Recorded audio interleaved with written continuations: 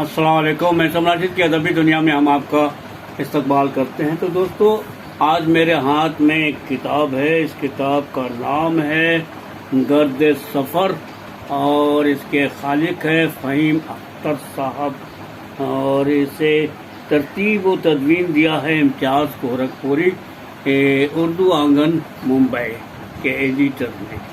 तो दोस्तों, आज मैं आपके सामने ये बताना चाहता हूँ कि 20 मार्च 2022 ईस्वी को शहर कलकत्ता में भारतीय भाषा परिषद में जावेद खान साहब के हाथों इस किताब का रस्म इजरा मुनक़द किया गया और प्रोग्राम जो है इख्तिताम तक पहुँचा और खचाखच हॉल जो है वो भरा हुआ था और सब फ़हीम अख्तर से मिलने के लिए बेचैन और बेकरार नजर आ रहे थे। तो दोस्तों, उनकी ये किताब है गर्द सफ़र। गर्द सफ़र दरअसल एक सफ़रनामा है और सफ़रनामा में कई मज़ामीन हैं जो आपकी दिलचस्पी के बायस होंगे और उन तमाम लोगों के लिए बहुत ही मुफीद होंगे जो अनजान शहर में जाना चाहते हैं। तो उन्हें ये किताब बहुत ही कारआमद नज़र आएगी। इसकी कीमत जो है वो हिंदुस्तानी हिसाब से इसकी कीमत है सिर्फ 300 रुपये। आपको ये दस्तयाब हो जाएंगे और साथ ही साथ आपके किताब के पब्लिकेशन मुंबई इंडिया है और इसकी कीमत बरतानवी पाउंड में सिर्फ 10 पाउंड है। तो दोस्तों, बहुत ही कारआमद किताब है और उम्मीद करता हूँ कि आप लोग इसे ज़रूर ख़रीद कर पढ़ेंगे और अपने सफ़रनामे को और भी अच्छा बना लेंगे जब आप ये किताब पढ़ करके उस इलाके के सफ़र में निकलेंगे। तो दोस्तों, पेश खिदमत है, इसमें एक मज़मून है, मैं वो आपके सामने रख रहा हूँ। इस मज़मून का नाम है गर्द सफ़र कहूँ या इसे आँख का सुरमा। आरिफ नकवी साहब ने इस किताब के बारे में लिखा है। शायर, अदीब, सहाफ़ी हैं, जर्मनी, बर्लिन। तो पेश खिदमत है गर्द सफ़र कहूँ या इसे आँख का सुरमा। फ़हीम अख्तर साहब एक बेहतरीन कॉलम निगार, अफसाना निगार और सफ़रनामा निगार हैं और जदीद सफ़रनामों के नुमाइंदा हैं, लेकिन मेरे लिए वो इस सबसे बढ़कर एक अच्छे इंसान और बेहतरीन दोस्त मिजाज हैं। देखने में कैसे होंगे, उनके तौर तरीके और बर्ताव कैसे होंगे, इस सब के बारे में हमेशा तजस्सुस रहा। आमतौर से देखा गया है कि बहुत से शायर, मुसन्निफ, कॉलम निगार, ड्रामा निगार, मुसव्विर, नक्काश वगैरह अपने फ़न में जितने अजीम होते हैं उतने ही उनके किरदार में बाज़ कमज़ोरियाँ भी पनपती रहती हैं। सिर्फ हिंदुस्तान और पाकिस्तान में ही नहीं बल्कि सारी दुनिया के ऐसे अजीम लोगों के नाम गिनाए जा सकते हैं। चुनांचे फ़हीम अख्तर को भी देखने को जी चाहता था। जब मुझे ये मालूम हुआ कि वो मेरी 50वीं सालगिरह में शिरकत के लिए आए हैं तो अज़हद खुशी हुई। ये तकरीब हमारी उर्दू अंजुमन के अरकान ने, जिनमें हमारे नायब सदर अनवर ज़हीर, जनरल सेक्रेटरी उदय फ़ाइल बाख, अंजुमन की रुकन इशरत मोइन सीमा, नरगिस यूनिसा, डॉक्टर सुनील सेन गुप्ता, ओंकार शर्मा, माया हैदर वगैरह और मेरी अहलिया शामिल थीं। मुझे सरप्राइज़ देने के लिए 31 मार्च 2019 को मुनक़द की थी और मुझे आखिरी वक्त में खबर मिली थी कि लंदन से मशहूर कलमकार और कहानीकार जनाब फ़हीम अख्तर एक दिन कबल तशरीफ़ ले आए हैं और मैं उनसे शाम को एक रेस्टोरेंट में मिल सकता हूँ। मैं सोच रहा था कि ये कोई हम भारी भरकम موٹے تازے سفید بالوں والے چہرے پر جھریاں سجائے ہوئے ادیب ہوں گے. داڑھی مونچھ ہوگی یا نہیں اس کا تو اندازہ نہیں تھا، لیکن جب میں ریسٹورانٹ میں پہنچا تو وہاں انور، سیما، سرور اور ان کے ساتھ میں ایک نوجوان نما شخصیت بیٹھی تھی. نہ داڑھی تھی، نہ مونچھے، نہ وہ توند جس کے لوگ اکثر عادی ہو جاتے ہیں، نہ ہی زبردستی اپنی شاعری یا نثر سنانے والی شخصیت، بلکہ وہاں تو ایک سوٹ بوٹ پہنے جوانی کا روپ دھارن کیے چشمہ لگائے صاحب موجود تھے. تو یہ تھا فہیم اختر سے میرا تعارف.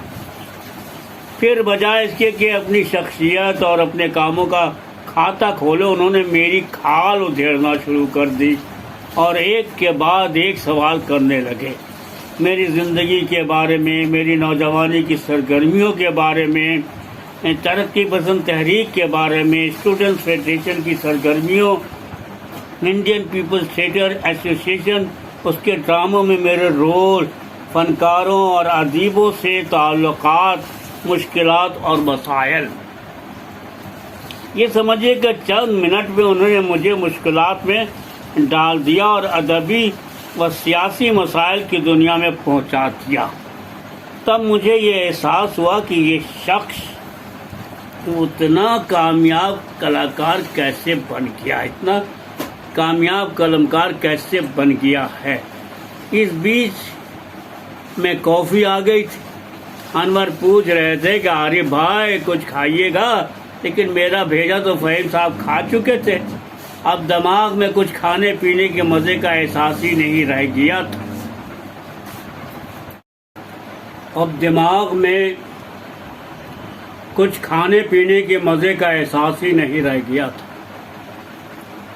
اس دن مجھے یہ بھی معلوم ہوا کہ بعض باتوں میں ہمارے سوچنے کا طریقہ اور ہمارے تجربات بھی یکساں رہے. مثلاً یہ کہ وہ بھی ترقی پسند تحریک سے متاثر تھے اور اسٹوڈنٹس فیڈریشن کے کلکتہ میں سرگرم رکن رہ چکے.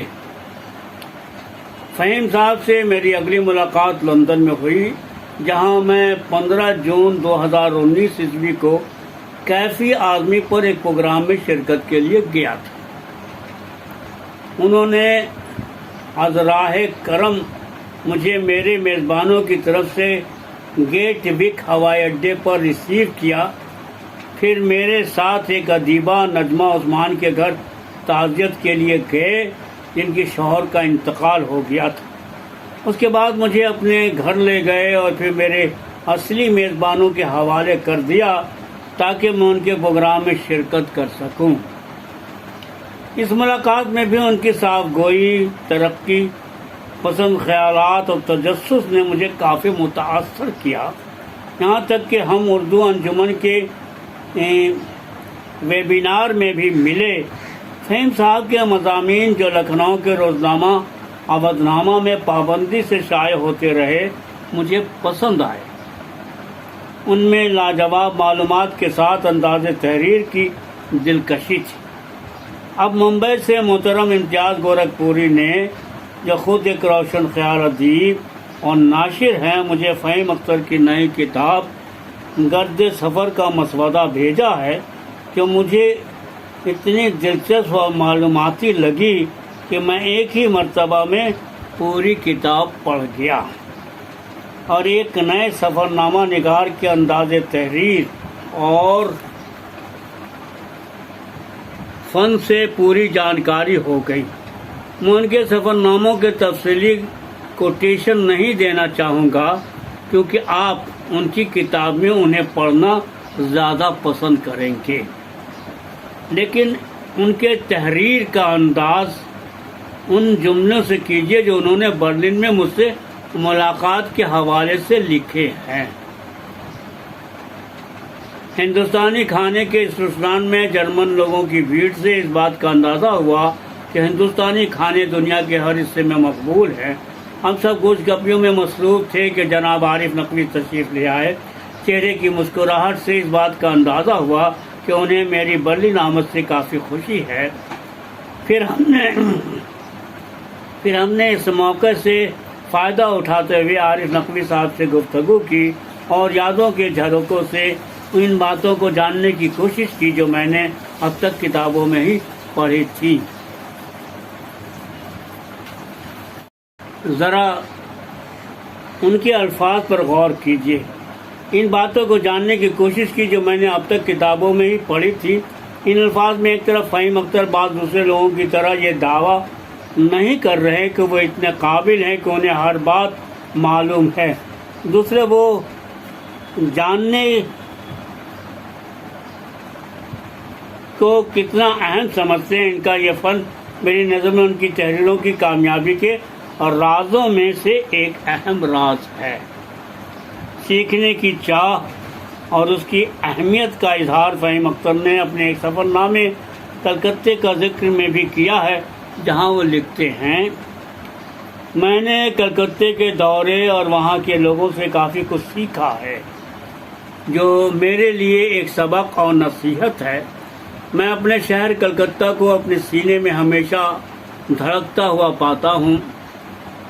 اللہ سے یہی دعا ہے کہ ہماری قوم خوب ترقی کرے اور آپس میں اتحاد اور بھائی چارگی قائم ہو۔ فہیم اختر کے الفاظ نے مجھے ایک واقعہ یاد دلا دیا۔ یونیورسٹی کے زمانے میں ہمارے ایک دوست تھے جو ہر بات کا علم رکھتے تھے اور ہر کتاب پہ رائے دانی کر سکتے تھے۔ ہم لوگ بہت پریشان تھے کہ کیا کریں۔ ایک دن ہمارے ایک دوسرے دوست نے کئی دوستوں کی موجودگی میں ان لال بجھکر دوست سے پوچھا، یار یہ بتاؤ اسٹریپٹومائسین کے بارے میں تمہارا کیا خیال ہے؟ لال بھجکر دوست کو جوش آ گیا، کہنے لگے ہاں ہے تو کتاب دلچسپ، لیکن اس میں جنرلائزیشن بہت ہے۔ دوستوں سے برداشت نہ ہوا، سب کی ہنسی چھوٹ گئی۔ ایک نے چپکے سے کہا، یار یہ تو میڈیسن ہے جو نئی بازار میں آئی ہے۔ فہیم اختر کے سب سفر ناموں پر تبصرے میں تو بہت وقت نکل جائے گا، لیکن مجھے ان کا سفر نامہ آؤ مدینے چلے خاص طور سے پسند آیا، جس میں وہ نہایت خوبصورتی سے مسجد الحرام کے پاس کے ہوٹلوں، انڈونیشیا، ملیشیا،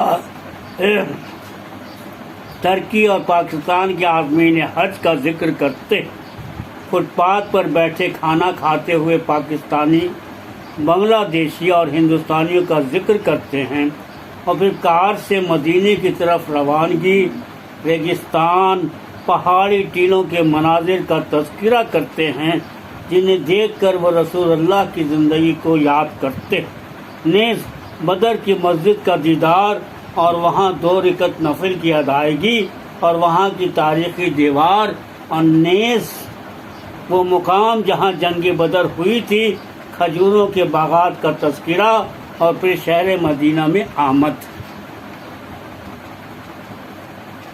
جن کے لیے فہیم اختر لکھتے ہیں کہ وہ نور سے نہایا ہوا تھا، اور پھر وہ مسجد نبوی اور اس کے پرشکوہ میناروں کا بیان کرتے ہوئے بتاتے ہیں کہ میری نظر جب سبز گنبد پر پڑی تو دل جیسے دھڑکنا بھول گیا، مسجد اور میناروں سے پہم نور اور روشنی کی شعاعیں پھوٹ رہی تھیں۔ پھر نماز کا وقت ہو گیا اور میں مسجد نبوی میں زندگی کی پہلی نماز فجر پڑھنے لگا۔ وہ آگے لکھتے ہیں کہ ایک روز جنت البقیع میں جانے کا موقع ملا جس میں 10,000 کے قریب صحابہ مدفون ہیں۔ اپنے اس سفر نامے کا اختتام بھی وہ کتنے پورے انداز میں کرتے ہیں۔ میں مدینہ پاک اور روضہ رسول کے تصور میں اس طرح سے گم تھا کہ مجھے پتہ ہی نہیں چلا کہ ہم لندن پہنچ گئے۔ لندن کی برفیلی سردی مدینے کی یادوں کو منجمد کرنے میں ناکام ثابت ہوئی۔ میں گھر پہنچ کر ہر اس پل کو یاد کر رہا ہوں جس کو میں نے اپنی روح میں سما رکھا۔ میں نے اس بات کو بھی محسوس کیا کہ میرا ایمان اور مضبوط ہو چکا۔ میری اللہ سے یہی دعا ہے کہ یا اللہ ہر مسلمان کو مدینے کی زیارت نصیب فرمائے۔ فہیم اختر کے بیانیے کی خوبی ان الفاظ سے بھی مل جاتی ہے جو انہوں نے کلکتہ کے بارے میں لکھے ہیں۔ شام دھیرے دھیرے اپنا اندھیرا پھیلا رہی تھی۔ کلکتہ کی خوبصورت سڑکیں نیلا اور سفید چھوٹے چھوٹے کمکموں سے آرائش لیمپ پوسٹ ہمارے استقبال کے لیے اپنی باہیں پھیلائے مرحبا مرحبا کہہ رہے تھے۔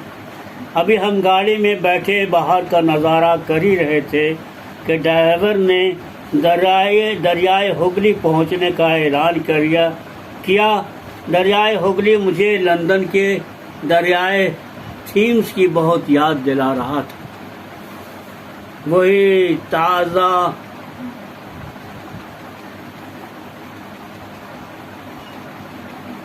وہی ناز و ادا سے پانی کا بہنا، لوگوں کا جمع غفیر اس بات کا ثبوت تھا کہ کلکتہ کے لوگ دریائے ہگلی سے کتنا لطف اندوز ہوتے ہیں۔ فہیم اختر کو اردو زبان سے ایک طرح کا عشق ہے جو ان کے سفر ناموں میں بار بار ظاہر ہوتا ہے۔ ذرا ان کے یہ الفاظ ملاحظہ کیجئے۔ الحمدللہ اردو زبان کو یہ سعادت نصیب ہے کہ حرم شریف میں لاکھوں عازمین کی خدمت انجام دے رہی۔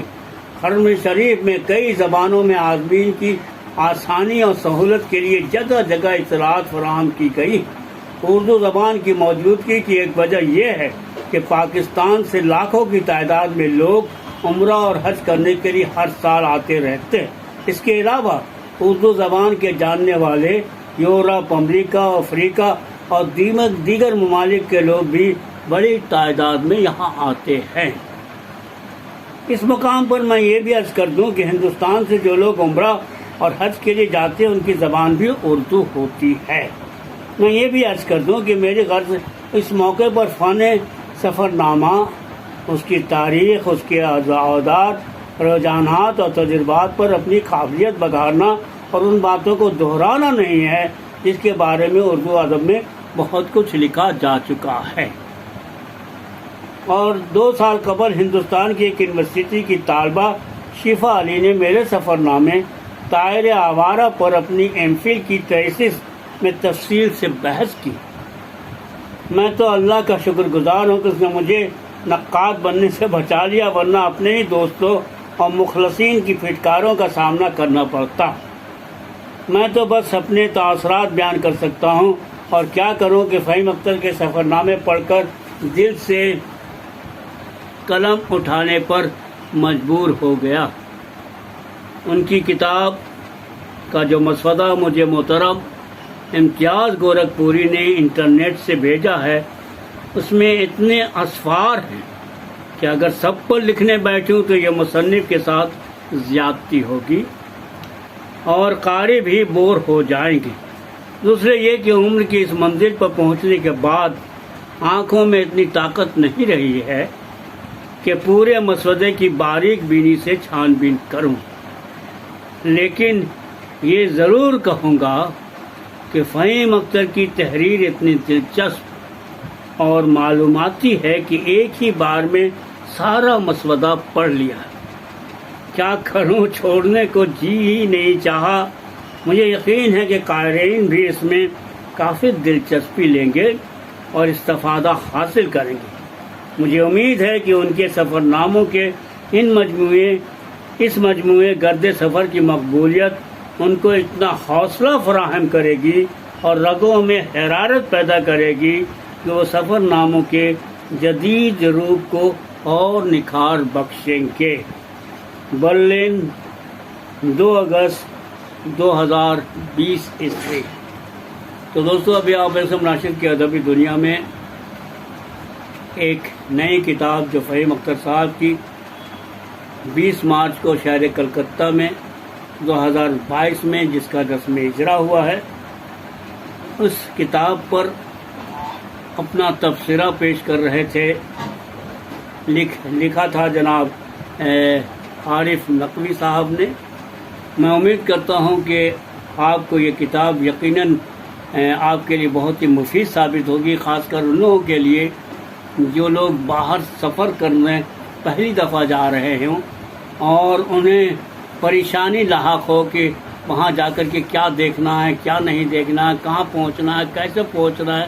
یہ ساری ڈیٹیل جو ہے آپ کو اس گرد سفر میں مل جائے گی، اور جب آپ اس جگہ پہ جہاں پر آپ نے گرد سفر میں جو مضمون ہے اس کو پڑھا ہے تو یقیناً آپ کا سفر اس وقت اور بھی بہت ہی شاندار اور بہت ہی خوبصورت ہوگا، جب آپ کو ساری چیز کا علم ہوگا کہ پہلے مجھے یہ دیکھنا ہے، اس کے بعد جو وقت بچے گا آپ کے لیے اور بہت ساری چیزیں دیکھنے کے لیے وہاں پر موجود ہوں گی۔ تو دوستو پھر ملتے ہیں اسی پروگرام میں جس کا نام ہے اسم راشد کی ادبی دنیا۔ ابھی آپ سن رہے تھے گرد سفر پر ایک مضمون جس کے خالق ہے جناب فہیم اختر لندن۔ تو اجازت دیجیے، ہم پھر ملتے ہیں آپ کے اسی پروگرام میں جس کا نام ہے اسم راشد کی ادبی دنیا۔ اللہ حافظ۔